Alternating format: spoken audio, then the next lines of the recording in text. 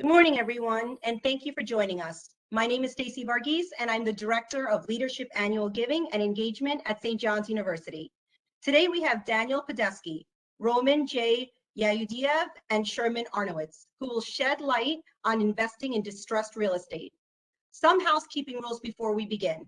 If you have a question, please submit it on the bottom right in the Q&A section to panelists and host, and they will be answered at the end of the presentation. Now, I'm excited to introduce our speakers.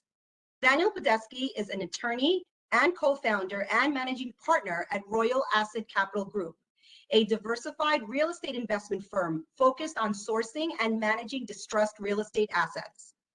Roman J. Yayudiev, a serial entrepreneur for over 30 years, is co-founder and managing partner of Royal Asset Capital Group, specializing in the acquisition and management of non-performing loans, offering investors the opportunity of a collateralized investment in real estate without the typical headaches of traditional real estate investing. Sherman Arnowitz is the president and founder of Keyhole Financial Services and has been buying, selling, and managing distressed second mortgages. He has created numerous private funds managing thousands of distressed second mortgage notes. Welcome, gentlemen. I will hand the webinar controls over to you now. Thank you, Stacey, for the kind introduction, and to St. John's for hosting this event.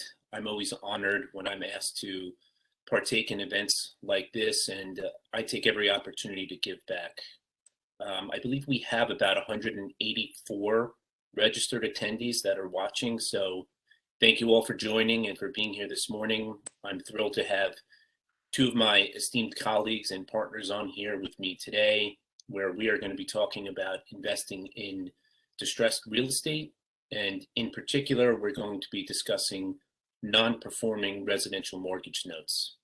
So before we begin and get into the specifics, just so you guys all have a roadmap, I'm going to start by explaining a little bit about what distressed real estate is and why investors, both institutional and retail, have been and continue to invest in distressed real estate as an alternative investment class. I'll also talk very briefly about how to acquire distressed notes or real estate from the banks and from different lending institutions. I will be followed by Roman, who's going to give you a brief discussion on how you can potentially syndicate with other investors and work with outside investors as limited partners for your deals. And then finally, Sherman is going to give us a brief overview of what the loan workout process entails, what you can expect to face once you have acquired distressed notes, some tips on how to manage those loans, and potential pitfalls you might run into. And as Stacey mentioned, at the end, we're going to have some time for a brief Q&A. So if you have any questions, you can put them into the chat box. I think Stacey's going to be monitoring for us, and we'll try to get to as many as we can at the end of the program. So. But with that being said, I think we can jump in. And so let's just start with what are mortgage notes. I think most people know that a mortgage note is a borrower's written promise to maintain lender repayment terms. They're also sometimes referred to as promissory notes. And there are many different types. They're categorized by the type of loan, the loan provider, the lien position, performance, and asset class. Note investors can buy a broad range of notes across many different asset classes. That includes commercial loans, multifamily loans, residential loans, construction loans, just to name a few. I think as a general piece of advice, when you're starting out in the mortgage note investing world, the safest play is to invest in asset classes with which you are already familiar. So if you have a background in construction, that's probably a good place to start. If you understand the residential world or the commercial real estate world, I would focus on those. Today, we're here to discuss non-performing residential notes. And in addition to evaluating the asset class, you need to evaluate the loan performance. Loans can be classified as non-performing, underperforming, performing, reperforming. When we talk about non-performing notes, that is generally defined as a note that is 90 days or more past due. So when a borrower fails to pay for an extended period, for example, 90 days, the lender may choose to exercise its right to foreclose on the property that secures the note and recoup their investment. As an alternative to foreclosing on the property, lenders will oftentimes sell the note to a third party who steps into the shoes of the lender. That third party is what we refer to as an investor in non-performing notes. So when you're buying a note, you essentially become the bank.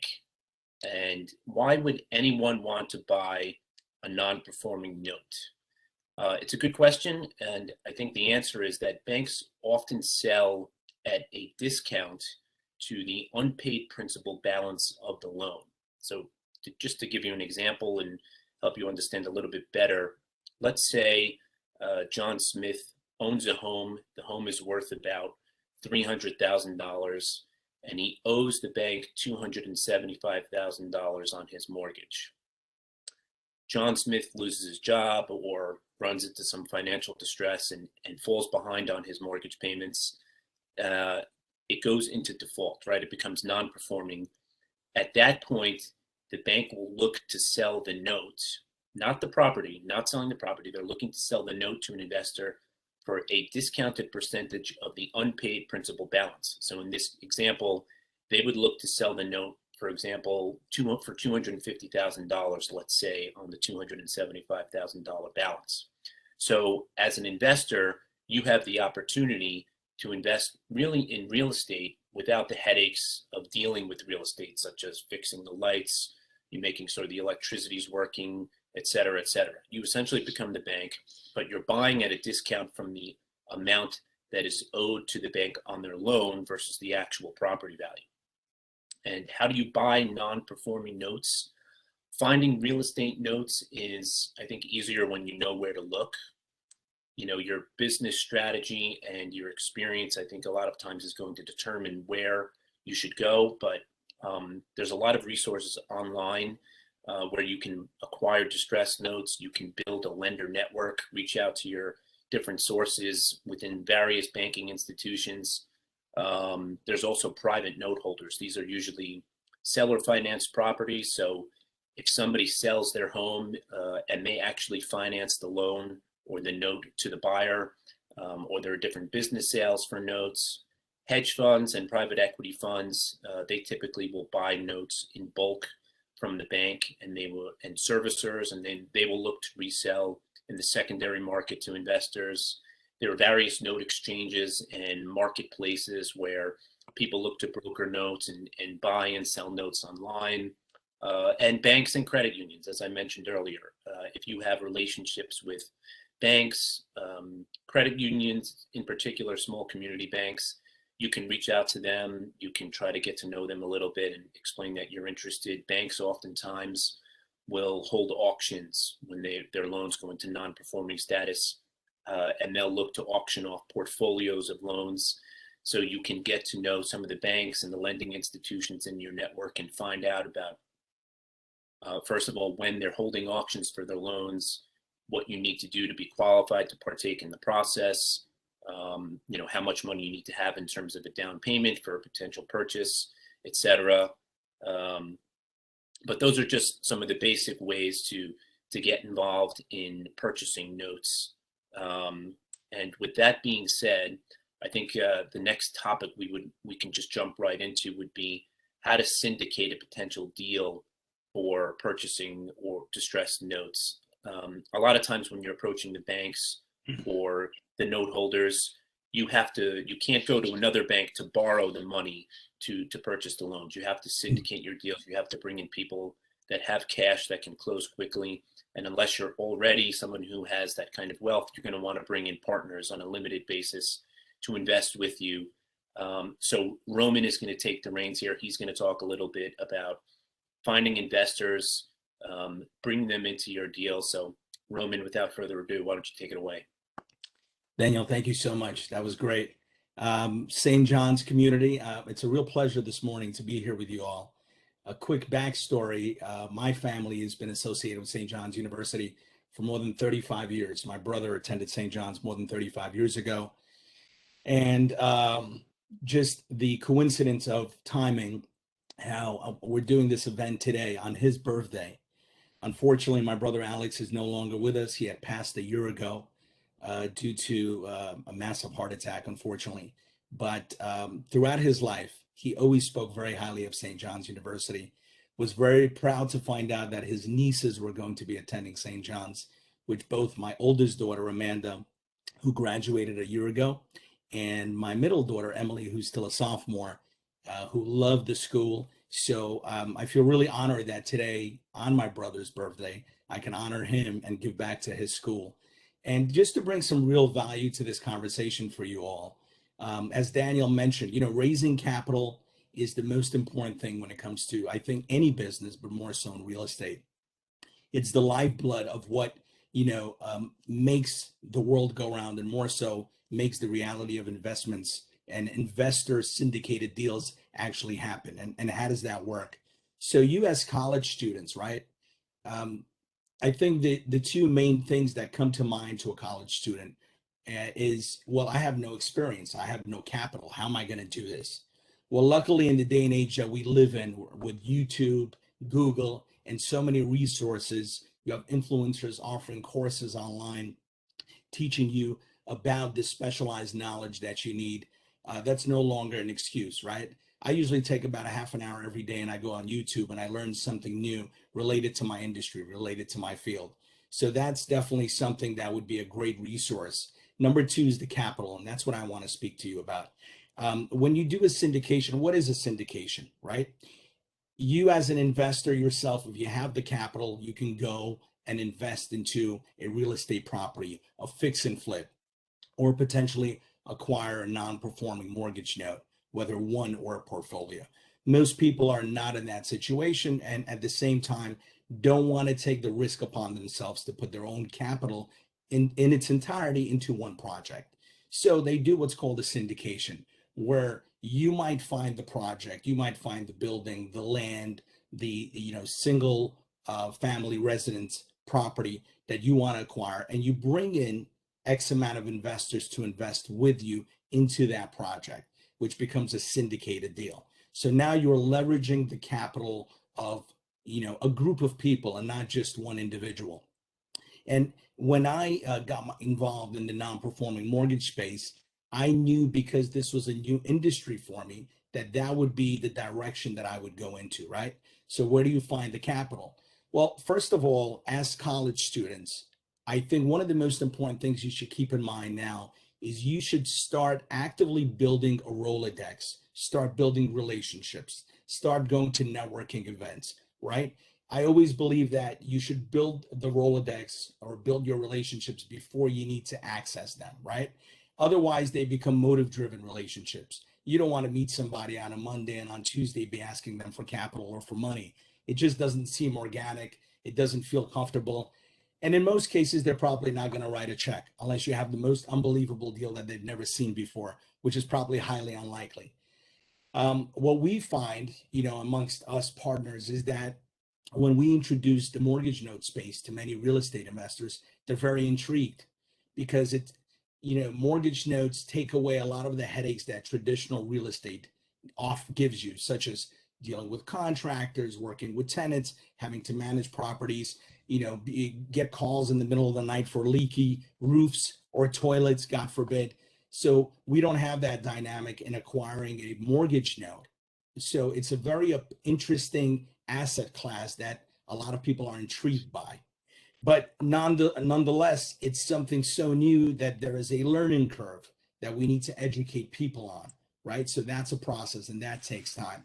So as you're building these relationships, you should continue to bring value to these relationships. I think when you bring value to a relationship over time, then it's a lot easier organically to go to these individuals with a potential opportunity. You want to also start to build yourself as the deal guy or the individual that has access to real estate deals. If I go to an event, and this is what I recommend to people all the time, this has worked for me tremendously, and I'm talking to someone, obviously the next question might be, and I always express interest into what they do and who are they and what's their background. They'll obviously, as a courtesy, ask me back, what do I do? And I'll say I'm in private equity. I have a fund that invests in non-performing loans. And then we start the conversation, right? So at some point in the conversation, and if you, the college student who wants to invest in real estate and start doing syndicated deals, you might do the same. You might go to an event and say, hey, I'm a real estate investor. And at some point you might say, hey, by the way, I get a lot of interesting deals that come across my desk, investment opportunities, off-market deals, some of which really don't fit my dynamic. Would you be interested? I could share them with you. And at some point you would get an email from them. And over the next couple of weeks or couple of months, as you build that relationship, you may want to forward those deals to them and show them real value that you actually are following up with what you said you're going to do. So now you've established yourself in the eyes of that individual as the deal guy or someone that I can go to access deals.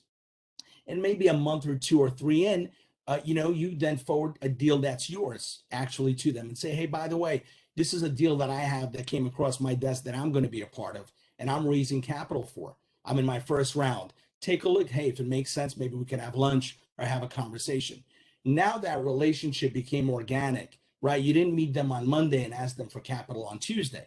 You met them 2-3 months ago. You've built a relationship. You've sent them deals. You haven't asked for anything in return.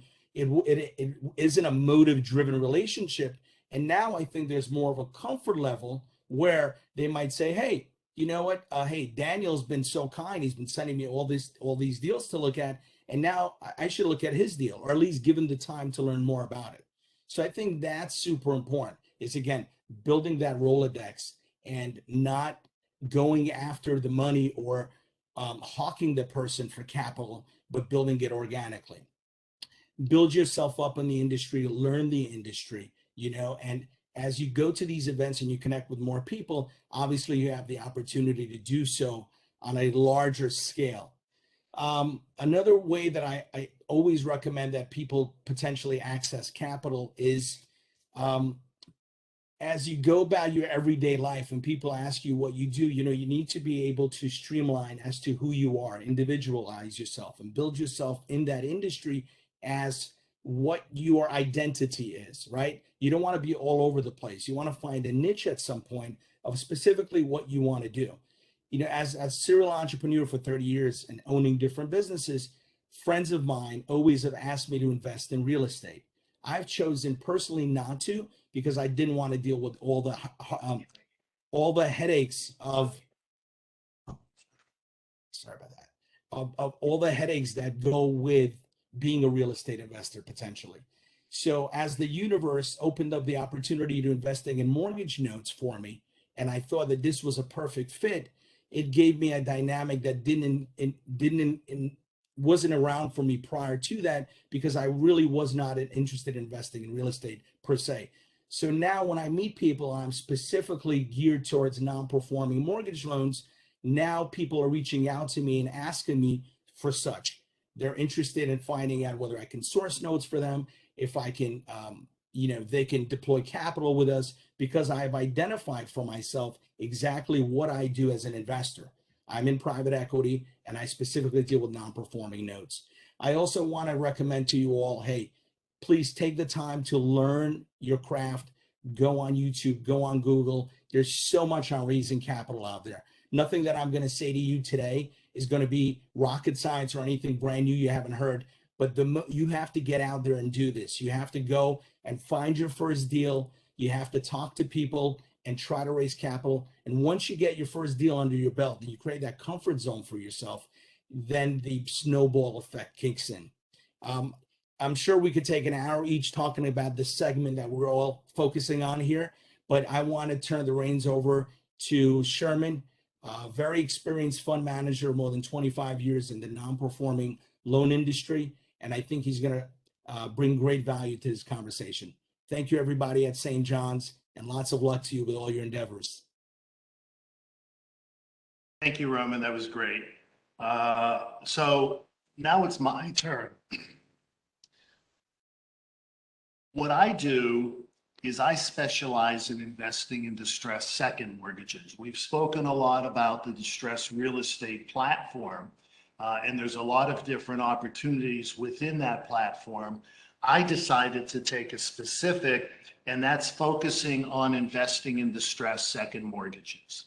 And so, as Daniel pointed out, where are you going to find the loans? And that's step one. And finding the loans, it takes some time. You're developing relationships with banks, with hedge funds, with other investors. And so that's challenge number one. Where are you going to find the loans?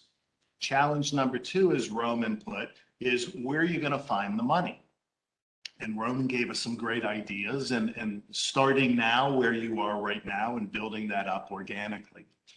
And the third aspect of this is, now that you are finding the loans, now that you are finding the money, now we need to go into the expertise and the experience. And by doing this, it's learning. And it might be attaching yourself, finding a mentor that's doing this. I have quite a lot of students that I work with that are in this space of investing in distressed second mortgages.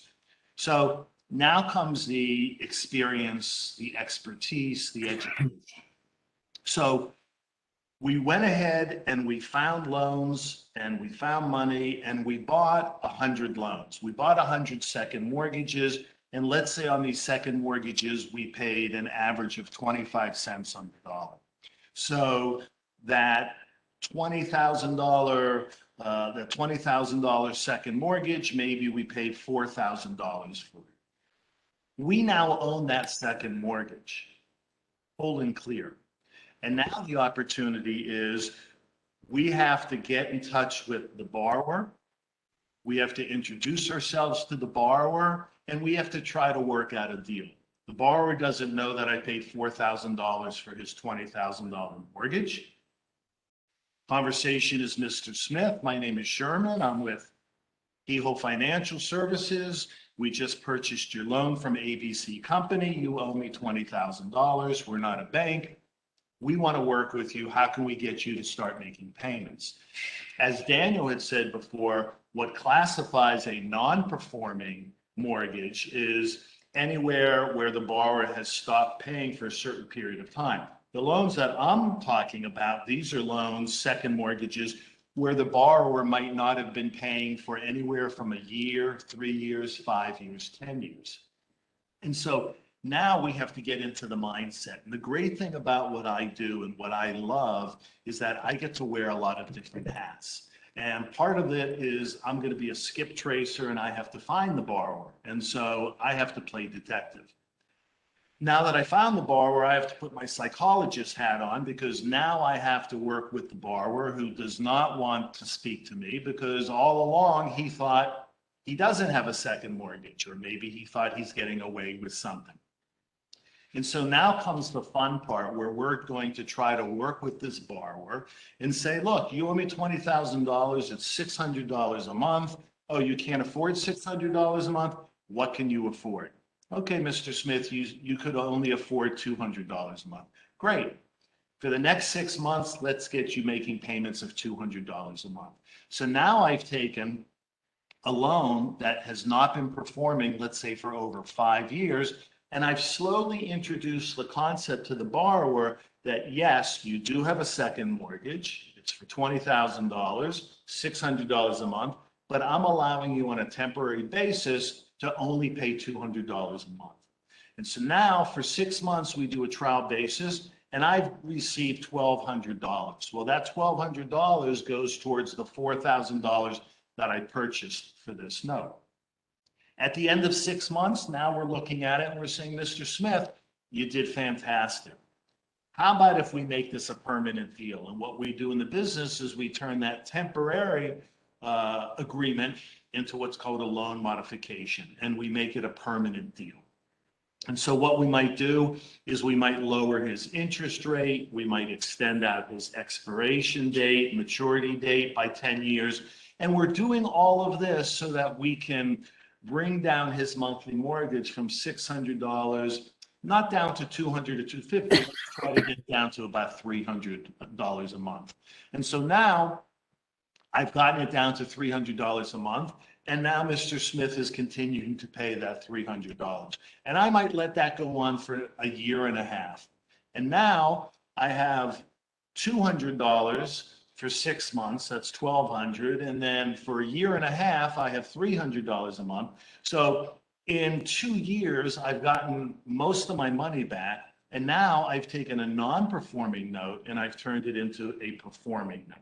And now I can either continue to hold on to this note and use it as an annuity, getting $300 a month, or I could take that note and I could put it out on the marketplace and I could try to sell it. And if I paid $4,000 for that note, I'm probably going to get bids of $10,000.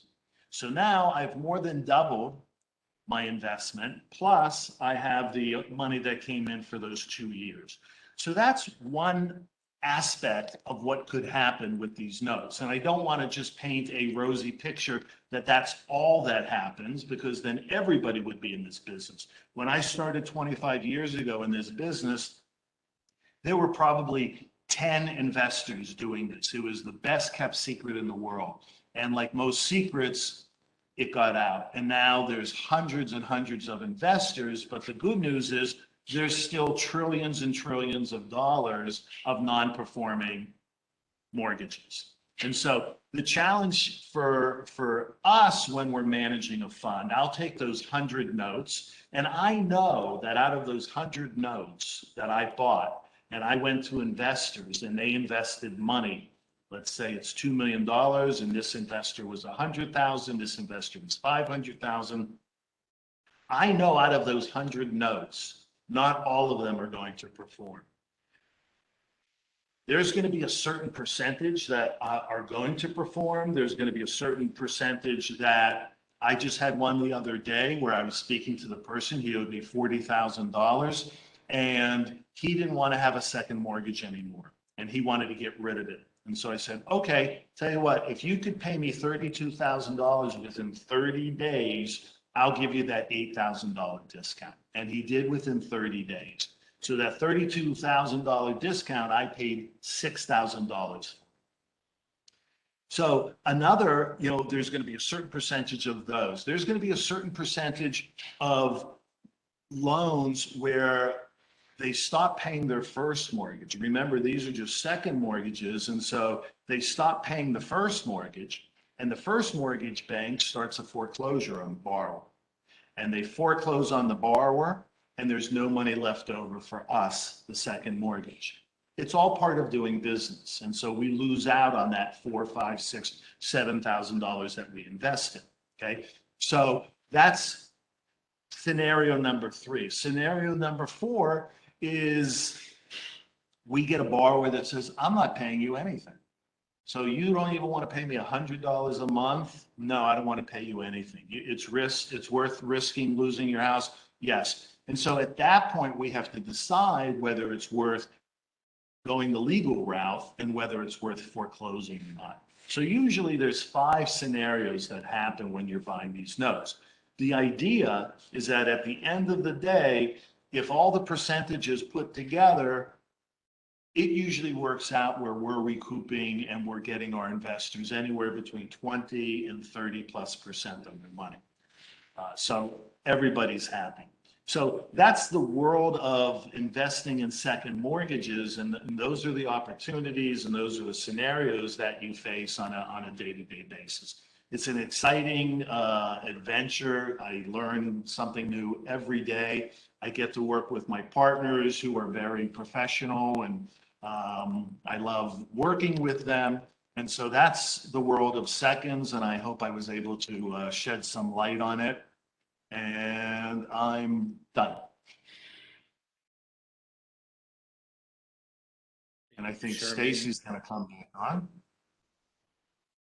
Yeah, thank you, Sherman. Hi, Thanks, Roman. Stacy, I guess we want to go right into the Q&A. Yeah. Sure. We have a few questions that came in. What are the tax implications of investing in distressed note? What are the Tax implications, if any? what I tell my what I tell my investors is that you really have to speak to your accountants, because depending on their own financial situation, each investor is going to have a different response from their accountant. What I will tell you is that when we do purchase these notes are depreciating, and so there is a tax benefit. If I purchase a note for $7,000 and it's a $30,000 note, there's a amortization or a depreciation schedule that the accountant uses, which in fact does help the investors, so that even though if I brought in $20,000, they're not taxed on $20,000 because that amortization schedule kicks in, and so maybe they're taxed on $18,000 or $17,000 depending on that amortization. Could you please briefly mention what qualifies someone to access these auctions? To have access to? Yeah, I'll be happy to jump. Oh, go ahead, Sherman. No, please go ahead. So, the non-performing notes, they're not sold at auction. I will tell you what I found, and this refers back to one of the calls that I had with a couple of investors who a day later said, hey, I want to get my banker on the phone with you. And this was something that actually brought this to life and made me realize how true it is. Because in my career in mortgage note investing, working with some top fund managers, Sherman being one of them, they've always said to me, hey, Roman, you need to be on the short list of buyers that banks sell non-performing notes to. And I always thought that that was just a gimmick that they were telling me, right? I figured, hey, I'll get on this short list. I know how to build networks and I have access to a lot of people. But referring back to this phone call, the investor bought her banker from Chase on the call. And as we're having this call, the banker from Chase says, hey, I have to tell you, internally in our secondary capital markets division, which is what Chase calls their department that handles non-performing notes, we only have a few investors on that list that we trust who, as qualified investors, will sell the notes to. And why so? So the banks are really concerned that they're not selling these notes to predatory lenders. That means what? That the person who's going to acquire these notes or the portfolio of notes is not going to go in with the mindset of, hey, I'm going to buy this note because I want to take the property, right? Because the mortgage note is collateralized by the physical real estate, right? The underlying asset. And if the investor is of that mindset and they're going to go in and do everything they can not to work with the homeowner, to potentially want to just get the real estate, they're going to be considered a predatory lender or predatory buyer. So the banks are very careful of who they're working with. And just to answer the question directly, these are not auctions that you acquire them from. These are banking relationships at small to large banks. Also hedge funds that would sell off portion of the notes that they buy in portfolios that may not be a good fit for what they're doing. And I think Sherman has something else in mind that he may want to respond to this question. Okay, thanks for putting me on the spot, Roman. You look like. Thanks. I tell my students, I have an academy that we teach students how to do this.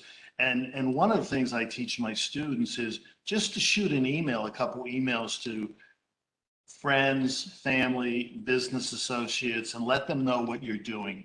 And you would be surprised how many people come out of the woodwork to respond to these emails to say, oh, my best friend's mother's uncle's father happens to be vice president of Chase Bank, and here you go, here's his phone number.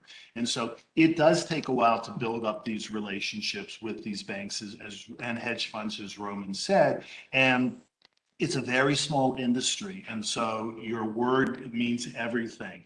And so it's developing those relationships, and it does take time to develop those relationships. I see another question here about somebody having a large amount of real estate and note deals.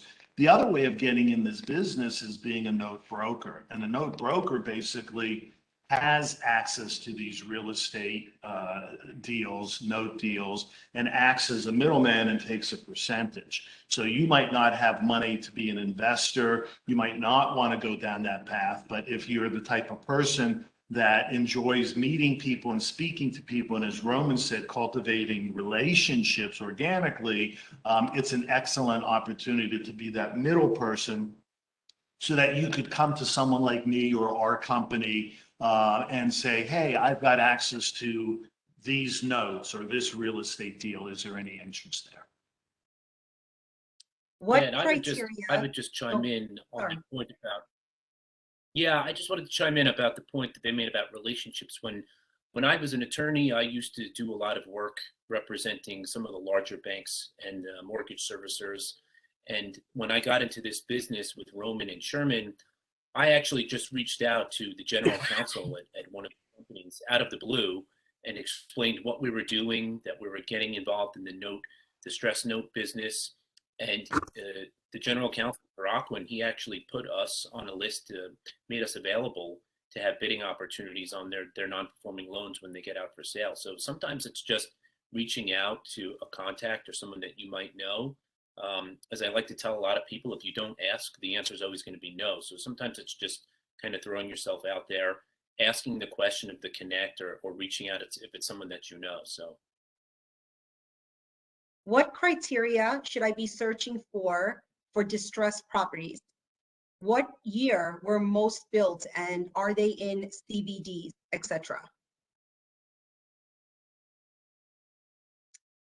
Who wants to take that one? So I'll handle the first. Yeah, I'll handle the first part. In terms of the criteria, I think I discussed this very, very early on in my segment. I think you want to stick to the segments or the asset classes that you're familiar with. So if you're someone that has a background in construction and understands construction loans, I would stick to that. If you're someone that has a background in commercial real estate, I would focus on that, and residential, the same thing. In terms of the criteria, it's really going to depend on, the lien position. There's really a lot of different factors that come into play when you're deciding whether or not to acquire a loan or a portfolio at a certain price. And what was the second part of the question there, Stacy? One second.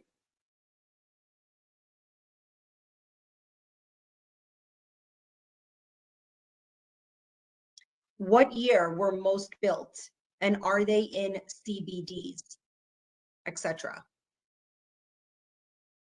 I'm not sure I understand I'm that. not sure on the question either. So I believe the question is asking what year are you noticing a lot of these distress notes coming from? Are they older homes? Are they newer homes? I'll take just a little bit of that and then you guys can jump in if you want. Most of the loans that we're purchasing are loans, it's hard to believe, but these are loans that were originated in the early 2000s. And so these are loans that are a little over 20 years. And these are the ones that are non-performing, and during when they were originated in the early 2000s, the borrowers might have been paying for 3, 5, 10, 15 years, and then they just, for whatever reason, they just stopped paying. Maybe they're continuing to pay their first mortgage, but they've neglected to pay their second mortgage. And so these are loans that there's still trillions of dollars out there available of these types of loans. I get a lot of questions currently about the pandemic, and people come to me and they say, oh, you must be so busy, with potential foreclosure opportunities and loans that you can buy. And the truth is that what's going on with the pandemic now, we're not going to see the fallout of the potential opportunities for us for another 4 to 5 years, because states aren't allowed at this point. There's a mandate that states aren't allowed to foreclose or allowing the banks to foreclose on borrowers. Once the states do allow them to be foreclosed on, each state is different and there's tons of backlog. I know in New York, sometimes it's between 6 to 8 years in New York for a foreclosure to go through. Other states are a lot faster, but with the potential backlog, that's why I'm saying what we're seeing in the pandemic and the fallout that will happen, we're not going to see that for 4 to 5 years. Are there any upfront fees? I would say anybody that really wants to do this by themselves and full-fledged get into the investing in distressed business, I would probably say to start off, it would probably be about $100,000. You can buy a second mortgage anywhere from $1,000 up to $100,000. The ones that I look for, let's say my sweet spot is I'm going to look for a second mortgage where the unpaid principal balance average that I like is about $30,000. And so if I'm paying 20 to 30 cents on the dollar for that, I'm paying $6,000 to $9,000. Let's say $8,000 average. And so for every loan that I'm buying, I'm spending $8,000. Additional costs involved in that is setting yourself up as an LLC. Sometimes you have to involve a lawyer, and so that might, those are extra expenses. But on the flip side of that, as you're buying 10 loans times 8, that's $80,000. These loans, you're getting them performing, and all of a sudden, this guy wants to do a short sale, and you just brought in $40,000. You take that $40,000 and you buy 3 more loans, and so it's just a continuous cycle. And then the other thing you have to decide is, do you want to do this by yourself, and do you have the money to do it? Or once you gain experience and expertise, when I started out, I decided whether I was going to do it by myself, but I only had a certain amount of money that I could invest, or did I want to turn it into a business? And in turning into a business, I create funds. And so with those funds that I'm creating, I now have to develop relationships with investors who will put money and trust in me to manage these funds. If I Thank could you. piggyback off of what Sherman said, just add a little bit more to that, that might be helpful. You know, if you're looking at $100,000, as he mentioned in his example, and you want to start investing in real estate, whatever asset class you choose, and you know the fix and flip happens to be the most popular one that everybody wants to jump into, you got to think of it this way. And this is why I really decided on this being my space when it comes to investing, that if I have 100,000, so the LLC that Sherman mentioned that you have to set up and hiring lawyers, you have to do either way, whether I'm doing a fix or flip, right? Or at least that's the smart way to do it. Check with your accountant and your lawyer, of course. But then the 100,000 that might be used as one deposit towards one single property, maybe not in New York, because we know the prices here are ridiculous.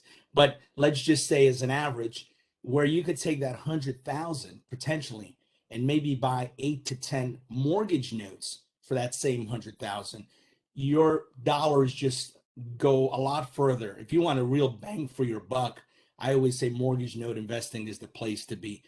Second of all, one of the key or buzzwords you hear people asking these days, especially among the real estate investor world, is, hey, you got off-market deals? You know anyone that's got off-market deals? Well, we've got the off-market deals, meaning this space, because as Sherman alluded to on a previous segment, he mentioned there's trillions of dollars of more in mortgage note loans that are available at the banks and hedge funds. Yes, it's not easy to access them, but having access to potentially, you know, a fund like ours or someone like Sherman and his educational platform, you can get access to these notes, and your 100,000 will go a lot further than just one physical real estate property fix or flip investment. So I think that's super important. And last thing, all you college students out there, make sure you work on your credit. Credit is key. Credit is everything. Be mindful of how you use your credit and how you build your credit, because in the beginning, you know, when you don't really have capital, sometimes, you know, you need to start with accessing your credit cards or accessing your credit. So do everything you can to make sure you have a good FICO score and you're always mindful of having a good credit. That's super important. Yeah, and I would just finish that thought with the barriers to entry that are, I think, limited, and $100,000 is probably a good start if you want to be an actual investor. But I think, Sherman, you mentioned this during your segment. There are some people that are note brokers, really, which means you're not actually coming up with the cash yourself to buy the note. If you're just kind of building relationships and you're partnering the seller and the buyer together, and you're keeping a spread in the middle. So if you have access to a bank, let's say, that's selling a portfolio of loans for $300,000, you can go find an investor or buyer or somebody that doesn't have the same access, and they might be willing to pay $320,000 for that portfolio, let's say, and you just keep the spread, right? And in those instances, what you would probably want to do if you're smart is set up an entity for yourself, right? Make sure you're incorporated, but you don't have to be an actual investor right off the bat. You could become a broker to get into the industry and maybe get knowledgeable about what is entailed in the process, and before you actually become an investor. So next question. I'm currently pursuing wholesaling in the state of Texas. I've been mostly cold calling and text blasting for a few months now, but haven't come across any solid leads yet. Have any of you dabbed in this space and could maybe offer some advice on lead generation? yeah, I understand wholesaling. I've never really gotten involved in it. I don't know. Maybe Roman, do you want to jump in there, or do you have any Sure. advice on lead generation? I've never done any wholesaling per se. I do have a brother-in-law who's in this space, who does wholesaling. He's quite successful in it. And this may not help this particular question from Cortland, but he accesses basically his Rolodex and his network that he has. He's not really cold calling. But I'm sure if you go on Instagram, on YouTube, and you just do some searching, there are definitely individuals out there that are selling courses that are credible, who can teach you about wholesaling. I know of one. I don't want to put other names out here on this particular chat. I'm happy to share it afterwards with Stacy. Maybe she wants to share it with the individual. How could I start with 5K to 10K? Is it possible? Where would you begin without any additional capital? Sherman? No, I would say the 5 to 10,000. If you wanted to be a note broker, and with that, it takes time to develop your relationships with all of these people. You have to develop, on one side, you have to develop your relationship with investors, and on the other side, you have to dedicate yourself to developing relationships with sellers, banks, hedge funds, etc. That's one path. It does take a long time. In terms of 5 to 10,000, there really isn't. What I tell my students who are part of the academy is $50,000 is really the minimum, and it's going to get you my course, and it's going to get you about 5 notes that you can invest in and work from there. So I would probably say 50,000 is probably the absolute minimum. And final question. Once taking on a loan, is it possible to exit if you feel the investment isn't profitable? Yeah, there's I can answer that. I think you can always look to sell your note to another investor down the line. If you don't like the deal that you've gotten into, there's other people that are willing to get into the space, and if it turns out it's a bad investment, there's plenty of investors and distressed note investors that'll probably take the note from you. So great. I think we went through all the questions. Do you gentlemen have any last thoughts you would like to share before we wrap up? The only thing I'll say is I've been doing this for 25 years, and I've kind of focused on a very specific, how I got in it was pretty humorous. I'll save that for another day. But it's really an amazing opportunity. And as Roman alluded to, it's not house flipping. You don't have to be there all the time and worry about contractors. I buy notes all across the country. These notes, I've never seen the properties before, and so that's great. All you need is a phone and a computer, which is also great, and you're making money while you sleep. So it's a great opportunity, and I'm always learning every day. If this helps at all I can say, at 47 years of age, I wish I did this, started 25 years ago when Sherman did. So all of you college students who are listening to this, whether this is the right asset class for you or something within the real estate industry, get into some form of investing and start building and save yourself 25, 30 years so you don't have to have the same regret I do. Lots of luck to you all. Yeah, I would just say purchasing mortgage notes, and in particular distressed mortgage notes, it can be excellent investment for someone who is looking for passive income that is collateralized or secured by real estate. And we're happy to answer more questions. If you want to reach out to us, you can go to www.royalassetcapital.com. You can find our contact information on there. Roman, myself, Sherman, we're all available and happy to answer more questions if you guys have them. So thanks for being here. Great time speaking. Stacy, thanks again for arranging. Well, thank you everyone for joining us today, and a special thank you to Daniel, Roman, and Sherman for such an informative presentation. For their complete bios, please go to stjohns.edu/APD series. Here you'll also find a schedule of upcoming webinars and past recordings. I hope you all have a wonderful Christmas, and I look forward to seeing you in the new year. Thank you, everyone. Stacy. Stacy, thank you so much for the opportunity. Thank you, gentlemen. Take care.